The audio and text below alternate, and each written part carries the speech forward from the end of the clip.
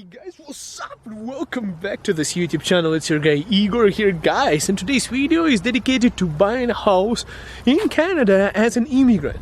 Guys, as soon as I declared on my channel that I'm a ZXP Realty and that I'm a real estate agent here in Calgary, I started getting a lot of emails from you saying that, hey Igor, I've been watching your channel, I got my COPR, I got my tickets, I'm coming to Canada now with my family, I want to buy a house as soon as I come here. What should I do? Can you guide me through the process? Can you explain to me? So guys, instead of answering like a gazillion of emails, I decided to make a video, then I can send a video to those people who are asking me about the same question over and over again, because you are going to ask it. So here you go. Here's how you buy a house. Now, I'm in a kind of expensive neighborhood right now, so it is expensive. First thing you have to know is money. So you need 5% down minimum here in Canada. So 5% down, an average house here in Calgary is very close to $500,000, $450,000, $400,000, $500,000. So 5% out of that amount, you have to have cash to buy it. So that's the first requirement, is 5% down, and you would have to get default insurance. So unless you're willing to put 20% down, now if you're buying $500,000 house, so you need to put $100,000 to buy a house. So unless you have enough money like that, which I do not, for example, to buy a house like that right after immigration, you probably spend a lot of money moving here. It's pretty expensive, the entire process and everything, and my god, by the time you find a proper job, I wouldn't recommend putting so much of money down. So to answer your question, Igor, should I buy a house as soon as I land? My recommendation, guys, even though I'm a real estate agent, should be say, hey, definitely give me a call and I'll buy your house. No, rent a place. Like, seriously, first, rent a place for 6 months at least. Settle down. Get your kids to school. Find jobs. Settle down and, you know, get everything together while you're in a new country. It's a lot of things to take in and to assimilate, to get used to it. Unless you're one of the unique individuals who can just grasp everything and you have a ton of money, you might even have cash to buy the house, then you give me a call. But an average person like myself, for myself, I would recommend, if I was coming again, settle down, rent a place for 6 months at least, or even a year. Get your financials, save up enough money if you don't have it. Get a job offer, preferably for both of you and your partner, because Canada is not exactly United States, not exactly a land of opportunities, so you would have to get pre-approved for a mortgage. First step is going to be getting pre-approved and getting the down payment. So you get pre-approved for a mortgage. How do you do that? Well, if you contact me, I'll send you a list of mortgage brokers who can get you pre-approved, or you can go to any of your banks or anyone else on the internet and they'll get you pre-approved. So that's not a problem. Now, you have to build a credit history to get a better interest rate. So right now it's a really good time to buy as I'm shooting the video, because the interest rates are low and it's summer. So if you're like, okay, next question I get. Okay, first about pre-approval, guys. First thing is pre-approval. So pre-approval part is this. You are going to get pre-approved for a mortgage. Immigrants are considered to be like near prime borrowers, right? So like prime, you have excellent credit history and everything. Near prime is like you just landed, you don't have any credit history, but most likely you would have a good one. So there are many programs where banks are going to be willing to give you some money. So don't worry about it. There are programs for immigrants specifically. Now, what you need to worry is that building your credit history. For that, just get a credit card, get a car loan, pay it off on time, hold it for a while, get a job, get some Canadian work experience, show the lenders that you are not going to be switching jobs every now and then, and you're there longer than 2 months, 3 months, you passed your probation period, and you have good income, and you are able to afford the mortgage. My god, it's really raining, it's so cold, and I'm still shooting this video. So this is number one, build your credit history, save enough money, settle down, look around, get most important part, so, you know, make sure you get pre-approval before you start shopping around, because you know, you can call me, I can show you that couple $1 million house over there, at least $1 million, probably couple million. I can find out how much that costs, but we can shop around for those houses just to find out that you're approved for $400,000. And then, like, oh my God, I love that house. And I went inside. I want to buy it, but I cannot afford it. The heart is broken. My heart is broken the same way. So that's one of the most important parts.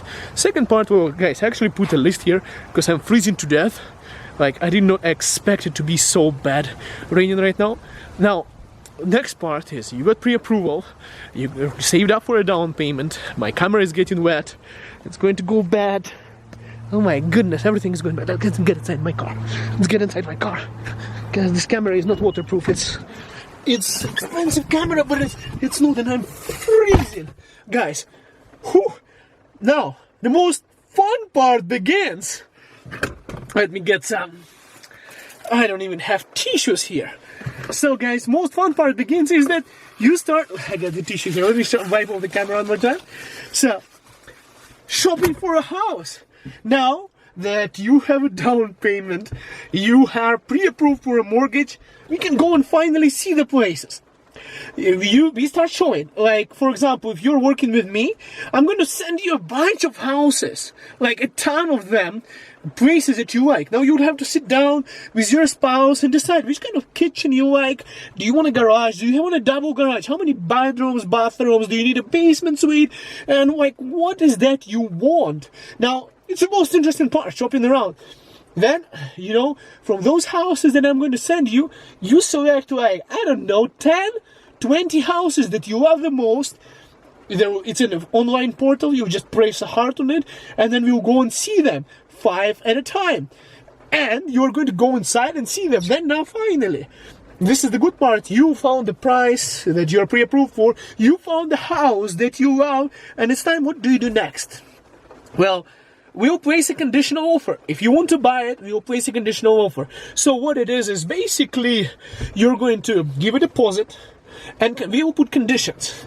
And we will put conditions such as inclusions and exclusions. For example, guys, anything that is mounted to the wall of the house, that is included in the house. You know, like it's part of the house. Now, if it's a refrigerator that's not mounted to the wall, it might be excluded. So there are some appliances, like you like a dining table that is in the house, you like the painting or something. So you tell me, we'll talk about it. You'll tell me what you want from that house that's already there, and we'll include it into our conditional offer. Now, there are some exclusions where you can say, well, I don't want that stuff, and I just want to make sure that that thing is out of there when you're moving in. Now, next part is the possession date, when you're going to get the keys. So first, put deposit, you know, and you go through the entire transaction. In the end, when you get the keys, that's when the money goes through the entire process, and you are finally the owner of the house. Okay, so here's how it works, guys. You would have to take into account when your lease ends. You know, when you are, oh guys, let's say you're renting a place. So now you are saying that I need to give my 1 month notice to my landlord, let's say, so that you don't have to pay any penalties, right? So you say that I want to move in 1 month. It depends on whatever conditions and stuff, so that goes in as well. Then we put a conditional offer for, it's one of the conditions. We'll put one of them is for financial approval. So let's say the bank does not approve you for something. We have to make sure that, you know, that offer doesn't stand and that you're going to get your deposit back. That's why it goes as a condition. And then inspection. Every property here, especially house, it's best to inspect it here so that you don't get any kind of defects, any problems that might come out and make your life miserable and expensive to repair them. So this is how this works.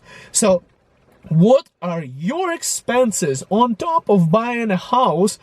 You would ask me, right? So first thing is, well, if you are not having 20% down, if you own $500,000, if you don't have $100,000 to put down, then you would have to pay CMHC insurance, default insurance, which can be anywhere, I don't know, it depends on lots of conditions, but let's say $7,000 or more dollars goes on top of your mortgage because you are considered to be like a little bit of higher risk, borrower.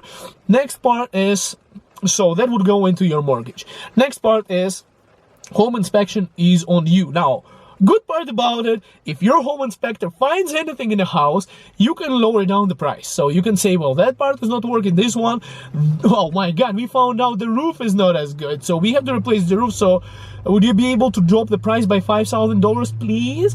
You know, like something like that. I'm just getting numbers right out. The inspection guy, you know, there will be a report, you'll get it, so you can lower down the price. Next part, so inspection, and then you have to get a lawyer. Well, lawyers can range depending on the services. You have to shop around, but let's say $1,200, $1,700. So, and guys, don't quote me on the prices. The lawyers, they have their own price ranges. I'm just saying to expect that you have to pay lawyers' fees, inspection fees, then possibly moving costs, moving to a new place, moving your furniture, buying new furniture, buying a lot of stuff, repairing something, but that's where the inspection report is for. So just keep in mind, guys, that you don't only have the down payment, but you also have enough money for the inspection, for the lawyer's fees, for your moving, for your furniture, and possibly even if you want to do some renovations. So it's really expensive, a really expensive process. So even if you have $100,000, that's all you have, and you're planning to buy it 20% down, guys, it's better if you have more. It's pretty expensive to buy a house here in Canada, and that's why my recommendation is first rent for a short term. And this is basically it, guys. Now, if you need detailed guide on how to do that, and anywhere you are in Canada, shoot me an email. I'll guide you to the right agent in those cities. If you're in Calgary, call me, and I'm going to help you out. I'm Igor with the XP Realty. Guys, I hope this video is helpful. See you in Canada! I wish you all the best. We'll get you a good house here. See you soon.